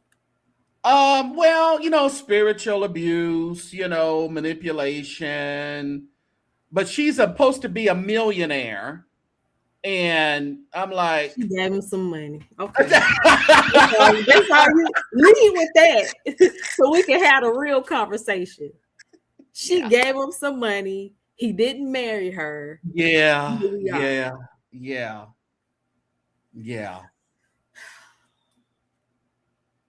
So my question, and listen, I'm me, and they always going to say, St. James loves to cover up for the snakes. They always love to say that.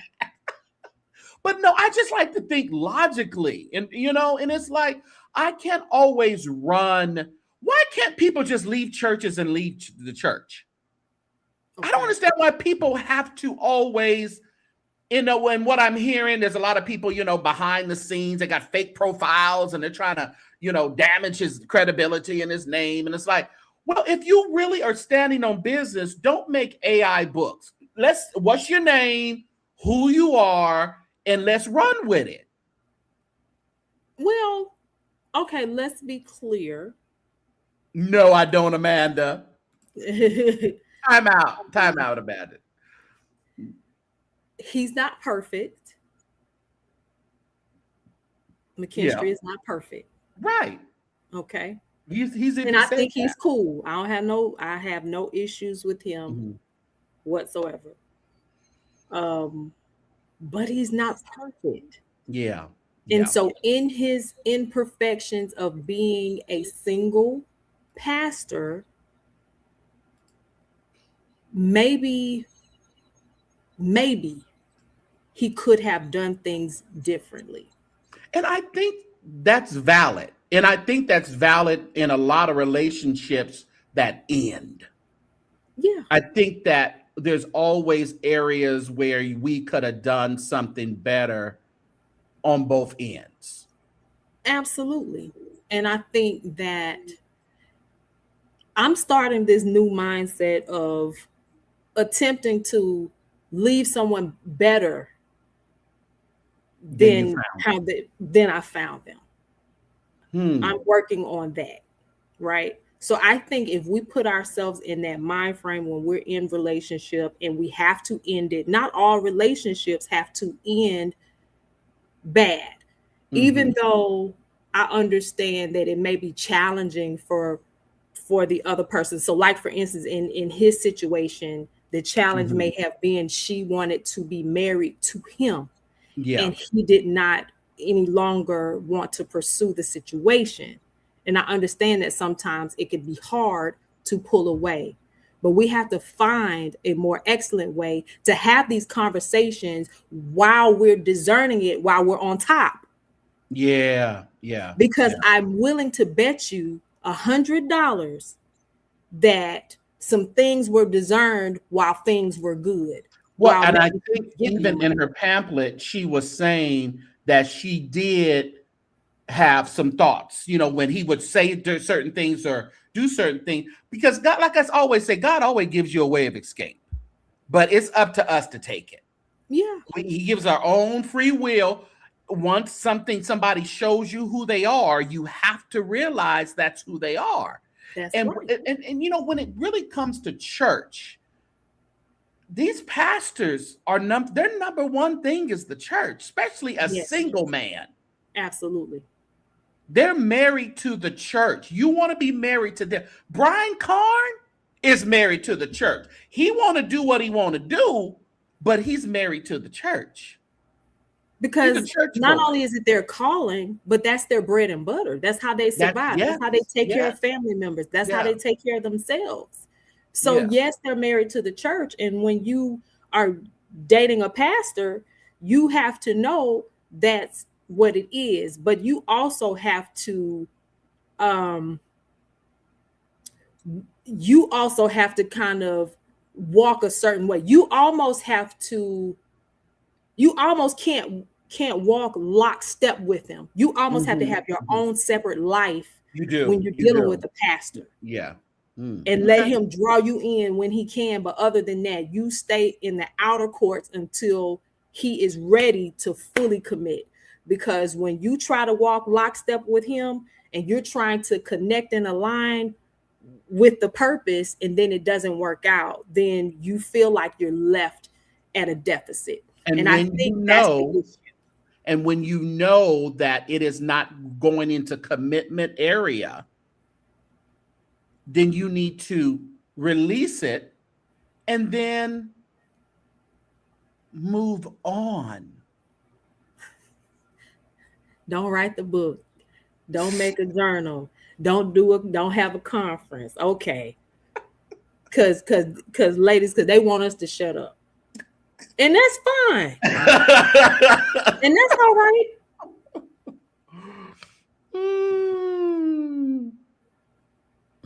So I'm not sure. Jesse's online says, why do these church seats always want to try to almost destroy pastor when it goes left? And that's what I just don't like, because when you were the apple of his eye, chilling at his house, going to dinner and doing all these things, they were great. You were all gung-ho for the ministry. You were wanting to do whatever it took for the ministry to survive. You were wanting to support the church in the renovation, give whatever money needed to be done, given for the renovations of the church.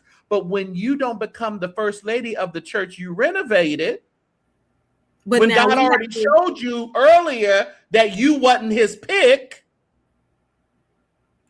you were almost the fragrance of the house. Jesse, you were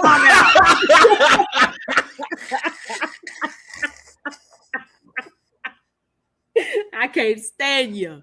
Oh! Off of here right now. Oh, that was good, Nicole. That was good. That was good. That was good. But here's the thing. You was the taboo. You wasn't the Dolce Gabbana. Oh my goodness. Here's the thing, though. We also have to be mindful, though, that every now and again, it is easy for people to walk in manipulation. Yeah. We got to be honest about that. But we sometimes we like a good manipulation. It takes us into fantasy. It takes us out of reality. Oh, I was manipulated. I give it to you. You see what I'm saying? Yeah. I get it, but come on now, like the men don't have to take accountability. Here we go. We no.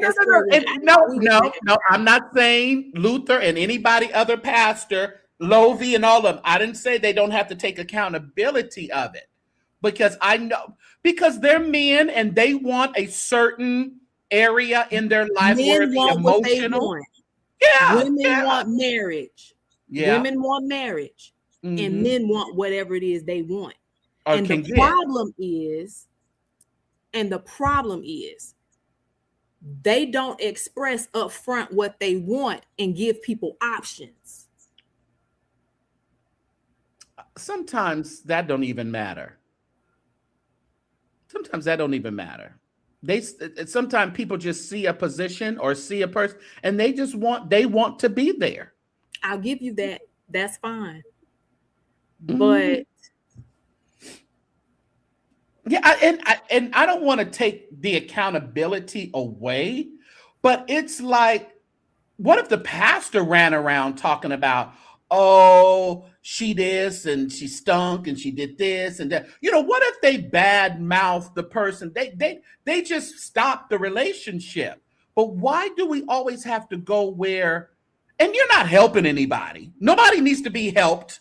People dealing with pastors are dealing with pastors because of the who they are. Ooh, Amanda said, or making them promises, intentionally lying. Amanda said that. And y'all don't know we lying? Hell no, we don't know you lying. If we knew you were lying, you think we would be like, okay, you think we'll be eating it up? No, be for real now. Y'all know we lying. And the problem is, yes, y'all be finessing. That's fine. Okay. Yes, y'all be finessing. But here's the thing. My slight issue with you, St. James, is that you tell me what your issue is. Go ahead and lay it on the table. You think like a man. You can't think like a woman because you're not a woman. So I understand that. But you expect us to think like a man. And we're not built like that. You're thinking 1 + 1 is 2 and 2 + 2 is 4. And that's fine. And you're right. And you're not wrong about that. But there are so many caveats and nuances in the mix that makes the situation great and not necessarily black and white. Don't nobody got no more Holy Ghost. Don't nobody got no more discernment. Everybody is just hooked on what they want. St. James, every time the Holy Ghost tell you to go left, do you go? No, that's why I can't blame. That's why I can't blame the other person or the other situation, because it was my choice. Because the Holy Ghost told me something, and I decided to have a deaf ear to it. And you're not wrong. And you're absolutely right. But you have to understand also, again, women want marriage and men want whatever it is they want. Sometimes they say they want marriage, but their actions don't reflect that. So they want whatever it is they want. And over time, you find out what that is. Some men are very direct and succinct, and this is what it is. This is what I want. And their actions follow through. But there are times when men may want one thing and then they'll change their mind because they'll see something that they don't like. Yeah. And instead of communicating that, they do something to either try to sabotage or they'll just pull away. I don't want it. And you don't know what's going on. My ultimate thing here is that I agree with you. Should she have written, in your words, the pamphlet? Because I haven't seen the book. I don't know, right? Should she have written it? Probably not. But by the same token, that's her story to tell.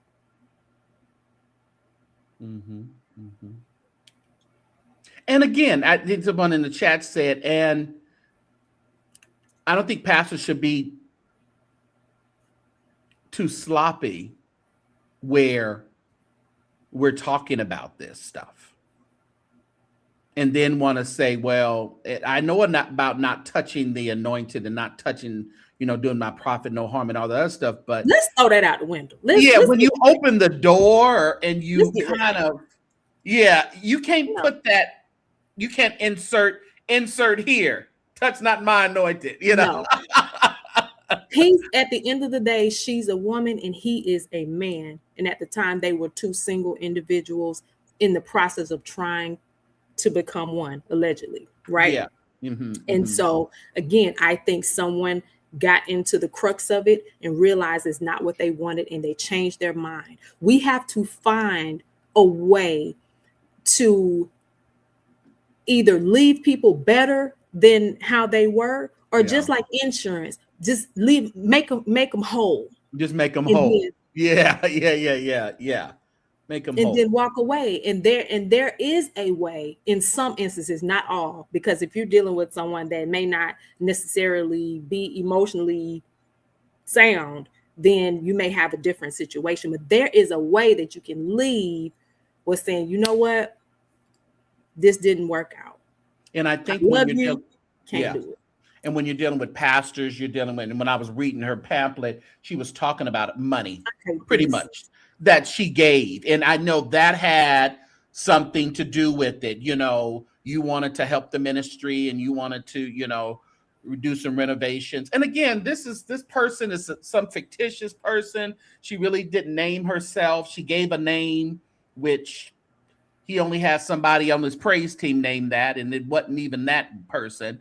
But it wasn't that person.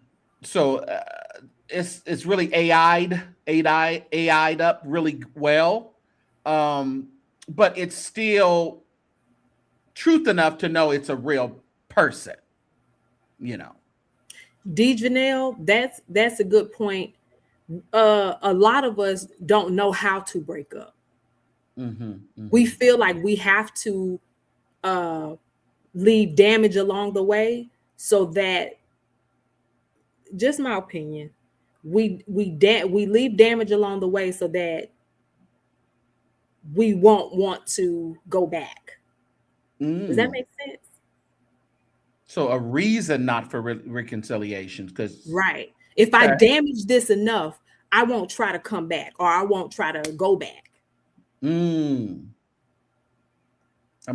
get out of my chat. I wish you get out of my chat, Amanda.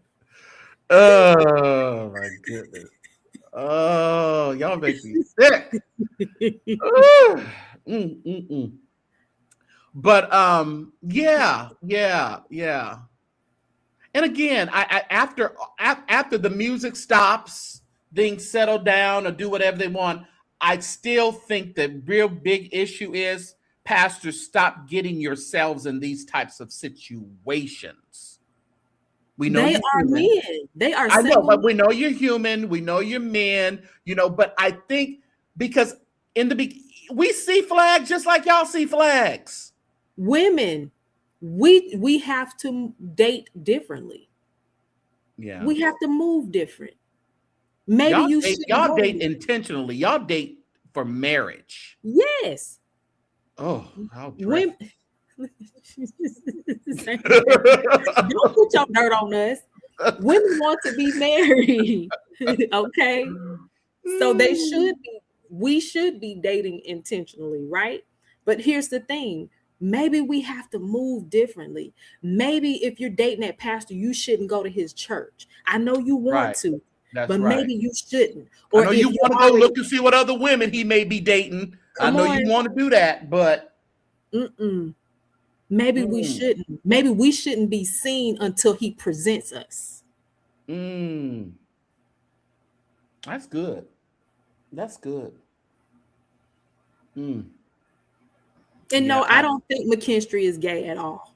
No. Why it's Sarah Jakes? Everybody ain't gay, y'all.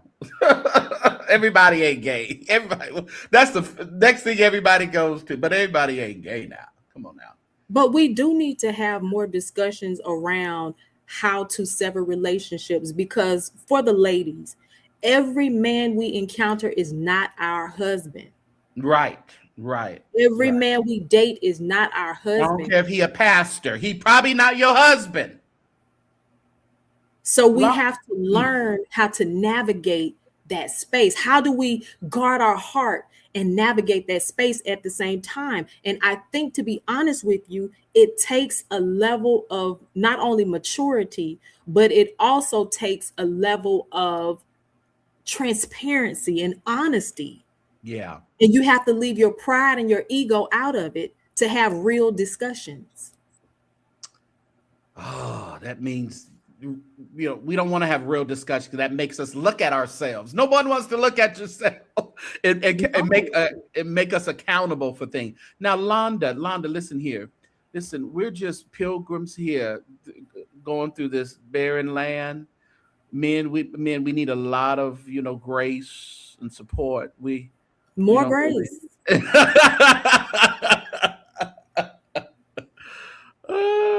Guard your heart without giving it away so quickly. Yeah. Here's the thing. I told somebody the other day, love is a choice. Yeah. If I choose to love you, I choose to love you, regardless of when I do it. Right. Whether it be a month in, whether it be 6 years down the road, I choose to love you this way. It's a choice. We don't fall in it. We walk in it. Yeah. The Bible tells us to walk in love. And so that's what we do when we make the choice. I don't think it's a matter of timing when it comes to loving a person, when you choose to love them. Yeah. That's just my opinion. And then if it doesn't work out, you just walk away. I know it sounds easy, to do, and it's not that easy for a lot of people to do. But I think it's important for your mental. And I know you say talking about it and laying it down in a pamphlet and a booklet and all that, but I think sometimes that may be a little stressful for your mental as well, because you're reliving it. It's never leaving you. Sometimes you just have to say, it didn't work out. I'm done. I'm moving on with my life, to keep yourself together. If I dated corn, I would write a pamphlet. Oh, they are. They're writing them as we speak. I would write a whole pamphlet. But then with that, and I would have conferences, and I have prayer groups and journals. But even with the Brian Carn, it's like, what more can we say about that as well? We didn't heard it all. I would be honest. You're not gonna do nothing. A lot of people say you all would hit me. You're liars. Tell me what you would do if you came in my service. You're liars. Tell me it would be the last time. Just stop lying, because y'all going to hell. None of y'all wouldn't do nothing. You don't know me, and you never have the opportunity to play for me. So don't tell that lie. Musicians who talk about what you would do to me. The address to KCC is 3409 Brookshire Boulevard in Charlotte. The address in Jacksonville is 2104 North Main Street. And I don't have the address to the church in Houston. I don't know it right offhand. But you're welcome to come anytime and do all of this stuff that you say you would do to me. Stop lying so you can go to heaven. Stop lying. You're not going to bother me, and I'm not going to bother you. You're going to pray for me, and I'm going to pray for you. So you write your book. You lie. Stop lying. Y'all move. I digress. Okay, go ahead. I just wanted to, it's a joke. It's the truth. It's a joke. Okay, go ahead. I'm sorry. How many more days? Well, he got to June 15th. Then he'll be meditating with the inmates. Them saints believing that he will have a Paul and Silas experience. You know that, right? I know. They really are kind of making it seem like it's his destiny. He is to go there and save everybody and still work ministry in there. And okay. All right. This has nothing to do with why Paul and Silas went to prison. This is totally different. Totally different. But I digress. Yeah. But so, yeah, I was going to say that I think that, and this is going to be controversial, I think that oftentimes these women come forward, it's contingent upon the level of platform. So yeah, say that I've been with him or I dated him. Now this one, you keep calling it a pamphlet. I'm gonna respect this woman. This book. Ain't no book. Because I'm carrying on because of you. There ain't no book. This book, although she's anonymous and rightfully so, I think that it's coming across as a hit piece. It is. It's very much so coming across as a hit piece. There's still people they're always sending. I guess they're currently sending stuff to the members. Why are you still going over there? And just trying to sabotage people from going over there. I don't understand even when people leave churches, just leave. I've never badmouthed the church that I left. Right. I've just never done it. I've talked about some possible things I didn't care for or I didn't like. But it wasn't even when my pastor I left because he was doing too much of the trumpety stuff. But as a person, I still think he's a good person. I wouldn't mind, kicking it and going to eat and just having a conversation and things with him and the church itself. But I never just badmouthed the church or the pastor. That's what blows my mind with people. And I know you say, then it borderlines, then you're really not doing what the Bible said. And I'm not going to get into the touch. Now, I know we all don't like that, but I wouldn't fall into that just because I'm upset. I don't want to fall into damaging the character of a prophet or a pastor or an elder just because I'm upset. That's what I think God doesn't honor it. Not about that was her man. Story. That was her man. That was her man. So you're taking the pastor aspect. Everything is out. That was Take her it man. out. Okay. When he dealt with her, he dealt with her as a man who happened to pastor her. Man first. Okay. Yeah. I have a frat brother in ATL that told me Karn was destined and that this was God's plan. I had to take up the phone. I would have too, because nobody wants to hear that. Let me tell you this. Everything is. No, I'm not going to say everything is God's plan. Things are God's will, permissive will. I don't think everything we do is God's plan, because God has a plan for us, but we also have our own will.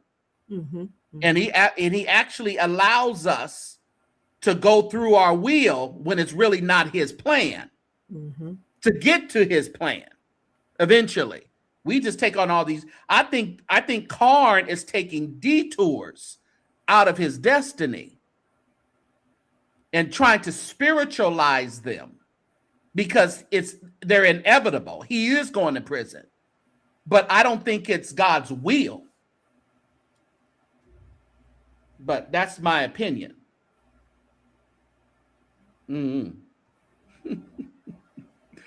But listen, everybody, Luther McKinstry III has a wonderful book coming. It's actually out. So you are able to become what you believe. It's faith-filled prayers and affirmations. You definitely want to grab that book. He's not paying me to do this. All I saw it on his page. I said, let me go ahead and put it out there. She got a pamphlet. He got a book. So so if y'all since y'all all in the reading position, y'all go ahead and grab that book. He would come to the show. You should ask him. He would. Yeah, he should. Yeah, he's a cool guy. Yeah, I'm sure he would. People be texting me, Courtney. I'll be trying to stay trying to stay focused here. But I think he probably would. I'm gonna see if he can come over to Patreon or something just to have a conversation as well. Yeah, I think he would, for sure. But yeah, so I wanted to kind of bring that to light. I knew you would have something to say about that, so I wanted to get your opinion on it. Yeah. So wait. So in conclusion, a woman should not share her story publicly. She should just walk away and go with God. It depends on why she's sharing it. It depends on why she's sharing it. If you're sharing it to destroy someone or destroy a ministry or to get back, no. If you're sharing your authentic story in a way where it's not damaging, but it helps other women that may be in those types of relationships, that's different. Okay. But no, I'm not going to say you shouldn't share your story, but we need to figure out why you're sharing the story. Because I think that's what matters. I agree. Because when you're doing a lot of anonymous stuff and you're sending it around, you don't want to, and it's like, why are you doing this? Because you're really not helping anybody by doing this. You're really trying to air a lot of things out to destroy the man. So I don't know. Oh, Shelby agrees with me. Oh my goodness. Oh Lord. Oh, what are we gonna do about this? Oh Jesus. Oh yes. And I agree with that for sure. I don't think I don't agree with hit pieces. I don't agree with sharing like personal text messages and things of that nature publicly.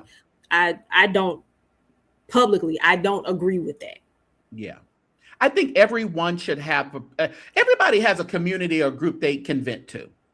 Yes. Everybody has somebody that they can talk about it with that won't break it out into, make it a big deal. You should have a trusted people around you that you can vent, because I don't think you should bottle a bunch of stuff up, because you may get some wise counsel in telling it. So you do think that they should talk to community?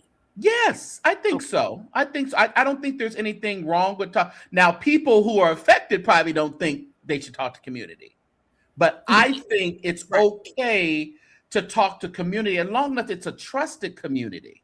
Right. It can't be a community that is just going to, throw all the business out there. But I think it's important because you need wise counsel, and sometimes your feelings you're just so in your feelings, you're just ready to just tell everybody and put them up the stake and but you can't do that all the time. But I think you should talk to someone and get it out. I don't think Karn should go to jail either. I've always said that, Uncle Paul. Yeah. It could be attack to scare him into coming back. That's true too, and we've seen that too. And that's what I felt with Gigi. If Lovie would have said the right thing, police, she would have been, when's the next fight, Lolo? And she would have been on the plane. You're not going to wear my nerves tonight. No, the Gigi situation was layered. She loved her man. She did. Yeah. There was a more excellent way to handle that situation. So even though he said that they've only met up like once or twice, it wasn't a lot of times. That's fine. But they had a lot of conversations, I guarantee. Oh, yeah. Well, my thing is, and even when Lovie cut his, I was like, Lovie, now, you done moved the girl from number there to here, That just ain't a regular. Lovie knew that wasn't his wife. Yeah. He knew who he was going to marry. Yeah. So come on. So there's Lovie is that more grace, because I'm gonna come visit you, Lovie, sometime this summer. Yes, and I'll be there with you. Yes. Lovie is that person, though. Lovie is like really giving. I believe that. Yeah, and I think it has to do with he didn't have much, and now that he has, he is like the sucker for the underdog. I believe that, and that can be good for him and bad for him in other ways, because some people don't know how to take your kindness. And I'm not saying that he did everything without an agenda. I ain't gonna say that. Nicole, but what I am gonna say is, she said Gigi was Lovie's purpose partner. Oh, absolutely not. Not right. Lovie knew that Maggie was his purpose partner, and Stevie Wonder could see that. But you know what? I think a lot of men know that, but you always think the grass is greener somewhere else, and you just kind of keep playing it until you can't play no more, until you have to make a decision. Until you have to make a decision. Now, see, that's where you have to make a decision. No, see, and that's what we don't have time tonight. That's what the problem is. What do you mean? The problem is he knew that he didn't have capacity to deal with her, Maggie, and I don't know if I think Sheridan was in the picture at the time, and whoever else. Mm-hmm. No disrespect, Lovie. Yeah. He knew this. He had some friends. He had some friends. He was all the things. Londa said Lovie was wrong. We got to do right by people now. Come on. Now, You knew the truth. You knew this woman was in love with you. I believe he had love for her. And he said things. Yeah. Very manipulative. Yeah. I'm not going to defend him on that. And I think, yeah. We love you, Lovey. Yeah, but I think that's what it was. And it's always good to try to scale back. But after words and deeds are already out there, it ain't no scaling back on certain things. You can say that's when honesty come in. So he said to her, God said that I have to marry Maggie, and I don't really want to. All the things he said that we read, right? That you think is AI. But no, I didn't say that was AI. Oh, I could have sworn I heard clerking stuff was AI. Messages was AI. No, what I said with her, she took out text messages, so it didn't align. It didn't align. Nonetheless, had he said, listen, and I know nobody's perfect again, but had he said, I love you, Gigi, and I have enjoyed our time immensely, but I'm going to marry. Yeah. This is my wife.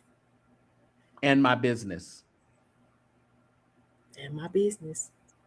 This is my purpose partner. No, I would slap it. Woo! Don't come inside this woman over here, my purpose partner. Ooh, I believe Gigi. I mean, oh Jesus, no. Maggie is his purpose partner. For sure. Yeah. For sure. I seen that a long time ago. And I thought that they weren't already together. See, you knew more than I knew. I didn't even know them at that time. They wasn't on my radar. Yeah. Yeah. So I'll be fair. You know what I'm saying? God bless Gigi. I know she's heartbroken.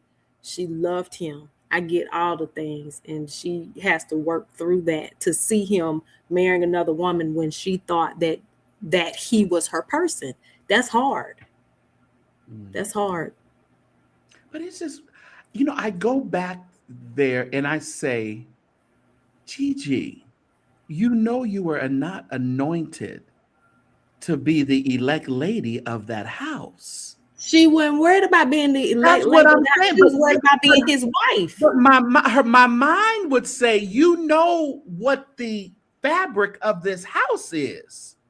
You wouldn't be able to even compare to even some of the other prophetess that are here. Why would you think that you would be married to him? She'd be no help to him spiritually. Physically, yeah. But how you know she wouldn't have grown to that place? Oh, how long we got? I agree with you. Come on now. I agree with you, but for the sake of argument, for the sake of conversation, how do you know? So prime example, Bishop Morton and Pastor Deborah Morton. When Bishop Morton first married Pastor Deborah, she was not a pastor. She was still going to the club. She was kicking it, doing all the things. She grew into where she is today. So these are different times than the Deborah Morton days, baby. Her mind went there. He was laying too heavy. I didn't even highlight that.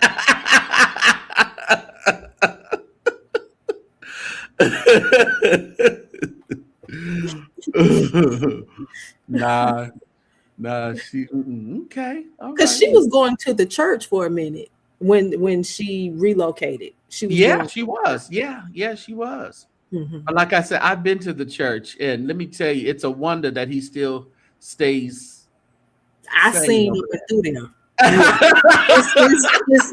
It's LA down, baby. It is LA, okay? It is definitely LA church. It is LA church. Now you better bring your because he holds church till Jesus comes down and says, "Okay, Lobi, that's enough." Listen, we used to do 90-minute services. I know it's about 4-5 hours. I'm serious because I want to because I think I'm going to be in LA soon.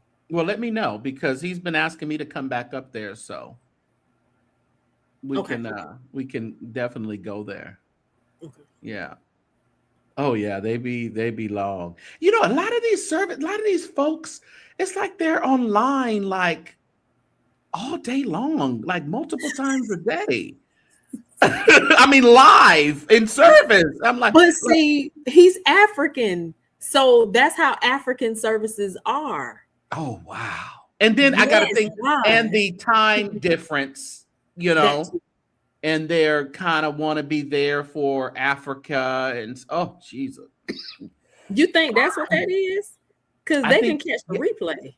no, but no, he be live sometimes, and if you go, they're live services. Yeah, Like, but you're saying you think he's dragging it out so that Africa can catch him live? oh no! It's just what Absolutely he not. does in LA. No, Yeah. it's just what his service is in LA. But I'm saying he'll do another service like the next day. It'll be like longer at another time. I'm like, whoo, y'all be on like Jacobs. Jacobs is always at church, so I don't know what are these people doing. Well, you know he got multiple locations. Do you see this? You, Amanda. He probably another woman. So this ain't nothing new. This he said bad example. Dang, I didn't know that. Try another one. Right example. Just you take what I gave you. Didn't nobody else know all that? I didn't know all that. Come on, y'all. I be wondering who Amanda is because she be knowing too much. Too much. But yeah, I did not know that, Amanda. Okay, I'm sorry. I was using that example right there. But let's be clear. But let's be clear. Men do that all the time. Oh yeah, it ain't got nothing to do with church. Men can like green M&Ms today, and in less than 30 minutes, they like red M&Ms now. Yeah, and that happens disgusted by green. And disgusted by green. And they'll tell you the green M&M. They'll tell you I can't stand red M&M. You look up and they smacking on red. I'm just saying. Oh man. Well, I tell you. So I didn't know that, y'all. So y'all can come up off me in the chat. I did not know that. I was using a basic example there. Do they? You know what? They still together, Courtney. So it was a good example. But everybody says that. Again, everybody says they were promised the golden egg. I don't know. I mean, even back then, whoever that lady was with Morton, we don't know that. I was supposed to be the first lady. Who said? Men will tell you anything until their actions align. That's right. That's all you can go off of. That's all you can go off of. Well, Courtney, I don't want to belabor the time. It's been fun. Thank you for having me. I appreciate you hanging. Make sure everybody, please do me a favor and go to I Am Courtney Phillips TV and subscribe. Are you at 5 yet? We need to get you to 500 over there. We need everybody to go there and subscribe. We need you to go to her Patreon and subscribe if you want to see some behind the scenes of Courtney Phillips. Make sure you go to her Patreon. I'm going to be in there this weekend. So. Okay, she's going to be in there this weekend. Vanessa and Eddie Long stayed married. They did, but you know they almost. Vanessa almost gave up. She almost let go. Yep. She felt like she just couldn't take life anymore, as Kurt Carl would say. Yes. Yeah, but make sure you guys go and support Courtney. Please do that for me. Thank you, Courtney. Thank y'all so much. Thank you for having me, St. James. As always. Later. We love I Am Courtney Phillips around here at the St. James Show. Hope you guys enjoyed tonight. If you would like to support the program, definitely. Please, these are your ways to give. Please think about doing that right now. $ ChurchSector for CashApp. And we also have Zelle, the St. James Show at att.net.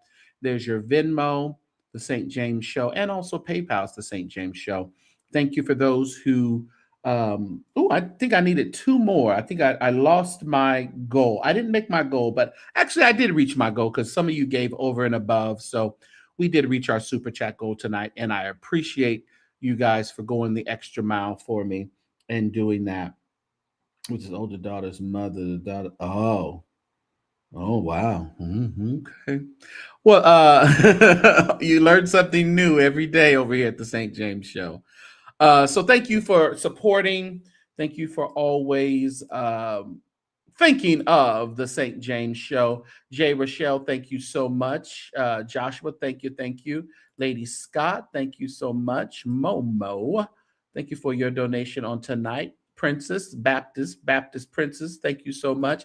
Oh, Pentecostal, Miss Candace, thank you. And Shelby, I appreciate your support. And RHS14, I wonder who you are. One day, these people will tell me who they are. They come out of the bushes and come out of the hiding places and thank you and show me who you are. But until then, we still thank you for the support that you give. All right, everybody. Thank you for hanging out with me in the chat. Yes, thank you. It was a great show. I'm glad everybody was able to come on through. Okay, if Dr. King had another one, Keisha, come on now, Keisha. Come on now. So again, everybody, we are praising the efforts of Bishop Hezekiah Walker and the Love Fellowship Church there in Brooklyn for the homes that they have built for the community, and also the homes that Jamal Bryant will be building New Birth over there at New Birth in Atlanta, Decatur, what have you. That is what real deal churches ought to be doing for the community. Now, Marvin Winans is over there building Never Never Land, wasting a lot of the church's money on absolutely nothing.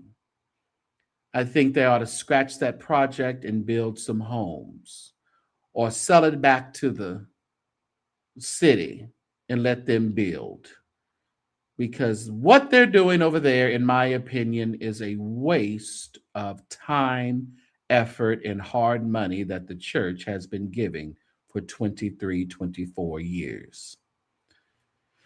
Listen, I don't go to Perfecting in Detroit, so it's just my opinion. If you want to still go over there and give your money, do it. Up to you. Or be like U-Hop. Do both. Build a church and but no one's coming over there, though, Joshua. No one's going to these churches like that. Thank you, everybody, for joining me tonight. I will see you soon. Make sure you're in Patreon, the St. James Show, because we will be there and have another extended. I'm going to show y'all a little something in Patreon, all right? Make sure you're a member. Before I got here, this song came on and sort of took over. I heard about how he healed the sick. He is a wonder. He is a wonder in my soul. I heard about how he raised the dead. He is a wonder. He is a wonder in my soul.